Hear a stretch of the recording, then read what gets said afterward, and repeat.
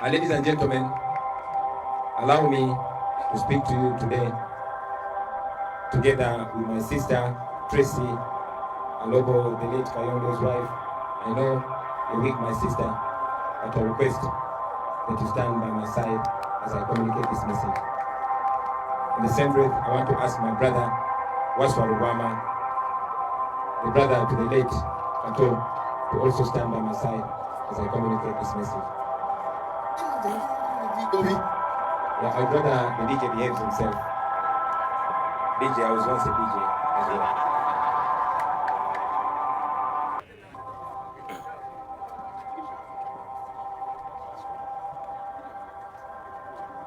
Fellow Ugandans gathered with us here today and those watching us from different parts of the country and in the diaspora, I bring you greetings.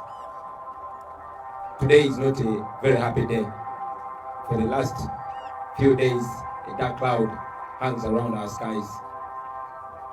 Today we gather here to mourn the brutal murder, the massacre of more than 50 innocent, unarmed citizens of Uganda, innocent civilians, murdered brutally by those that are supposed to protect them. These were innocent men and women of Uganda who are innocently going about their business, only to be killed on the orders of Mr. Museveni. We grieve with the families of these brothers and sisters, but we're also aware that many other Ugandans are nursing wounds in different hospitals, and yes, more than 500 Ugandans are being held in detentions across the country.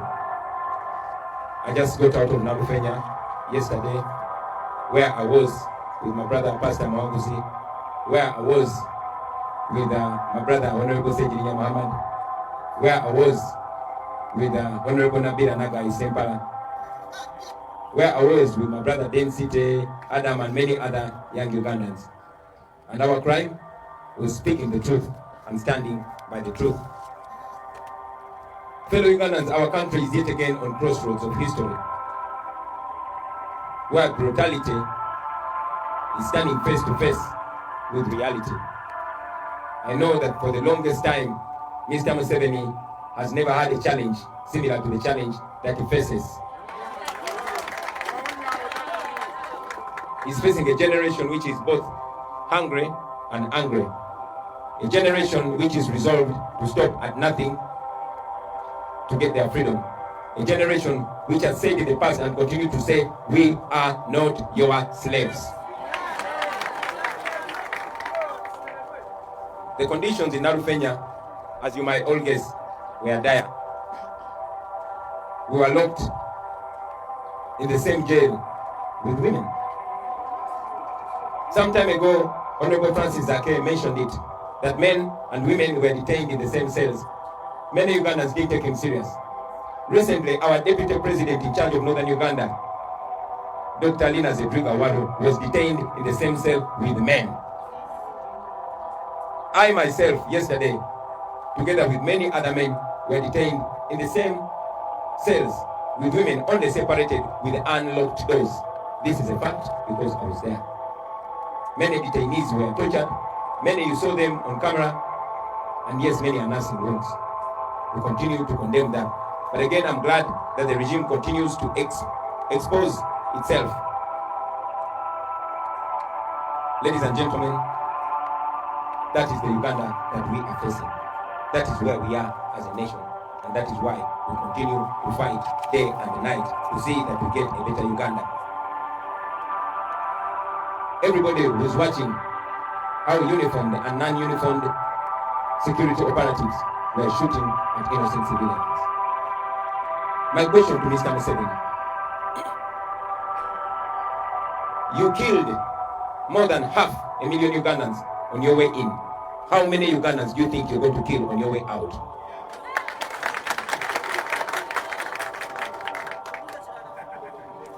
Another question. Mr. Museveni, you and your wife and your daughters, you purport to believe in Christianity. And some of you actually operate churches. You claim to be believers. How do you feel today when more than 50 families are mourning their children, their mothers, their fathers, their breadwinners? How do you feel?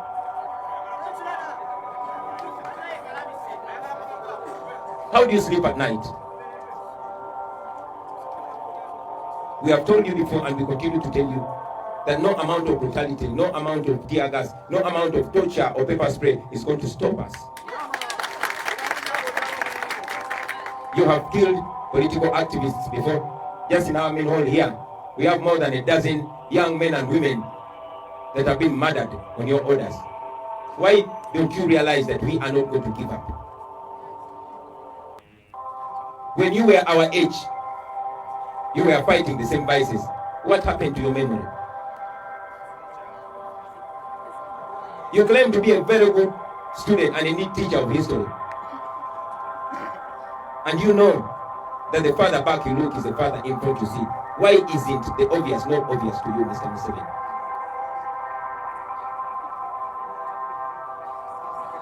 Now, he has descended on citizens, just like he killed people in Kasese, just like he killed the people in northern Uganda. But I'm very, very happy to see that the people of Uganda are not intending to give up. We, the people of Uganda, continue to tell you that we shall get our freedom or we shall die trying to get our freedom. And I'm telling you, Mr. Museveni, that the innocent blood, the blood of the innocent people of Uganda, the men and women of Uganda that have died on your orders, the tears and pain of the families that you've caused will never ever go in vain. One day, justice will prevail. Quote my words. Now, I also want to tell Mr. Museveni and those around you that no matter how evil you have been, you still have one last chance. You still can repent. You still can stop this brutality. You still have a chance to respect the will of the people. Because that seat which you occupy, which you're using to brutalize, oppress Ugandans and murder them, that is not your seat. That seat belongs to Ugandans. And I can guarantee you that come January 14th, the Ugandans are going to stay firmly.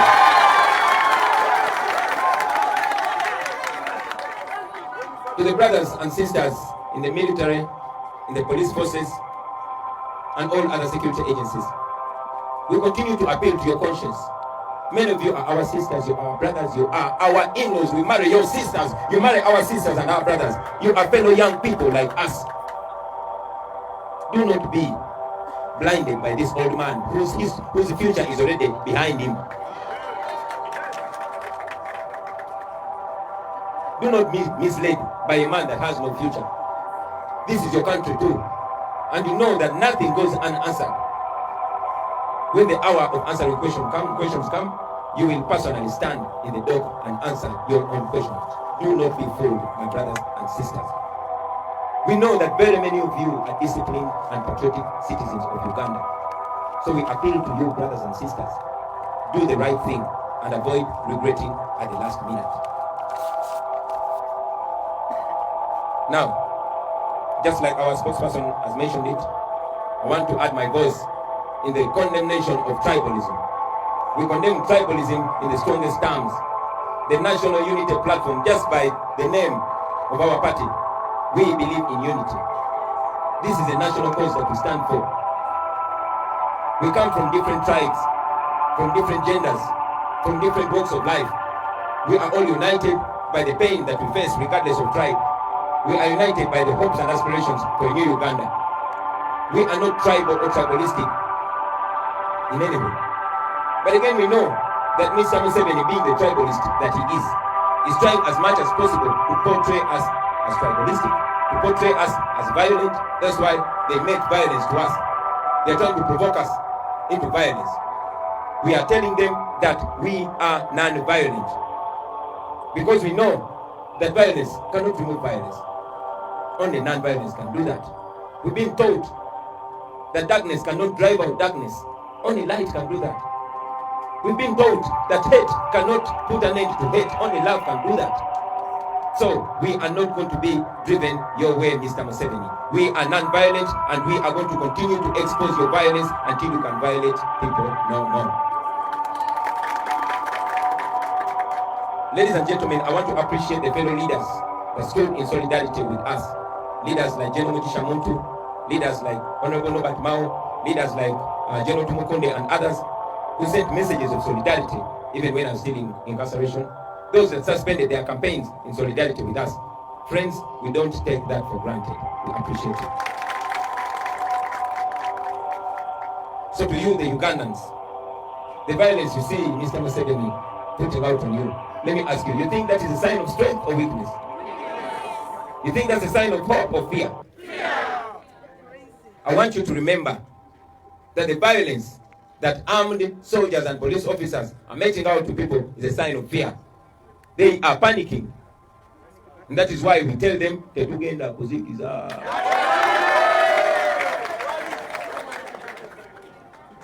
I also, just like our spokesperson mentioned, I saw the ailing Eddie Tumwine, who in my opinion cannot even chase a duck and catch it.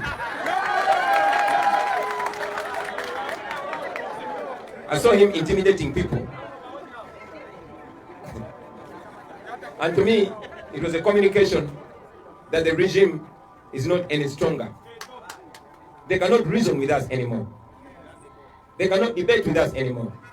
All they can do is intimidate us. Imagine old men that are old enough to be our grandfathers. They have nothing anymore to tell the population. They have nothing anymore to teach the next generation. They should be ashamed of themselves.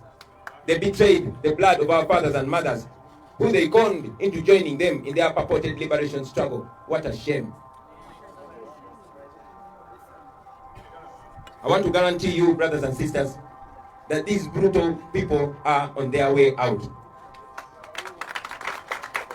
I repeat, Museveni and these brutal people are on their way out. They have failed to account for the 35 years they've been in power. And now all they're left with is murder innocent people. Shame on them. Shame on them. And finally, I want to encourage all of you Ugandans. The pain that we're going through, consider it the price we have to pay for our freedom. To the families that have lost loved ones, my sister, my brother, all I can say to you is that we are in a struggle. We are at war. This is a war between the past and the future. This is a war between the old and the new. Many of us are going to be tortured. Many of us are going to be beaten. Many of us are going to be jailed. We're going to be imprisoned. And yes, many are going to be murdered. But I can guarantee you that one day we are going to be free. It is very sad that we lost the heroes that we lost. We can only promise not to betray the blood of our fallen brothers and sisters. And one day, we shall stand and salute those men and women that have paid the ultimate price for the liberation of Uganda. They said they are not slaves. They are free men and women. They died free men and women. I'll conclude by telling Museveni and his people, we are not your slaves. We are not your slaves. We are not your slaves. We are not your slaves. Thank you very much, ladies.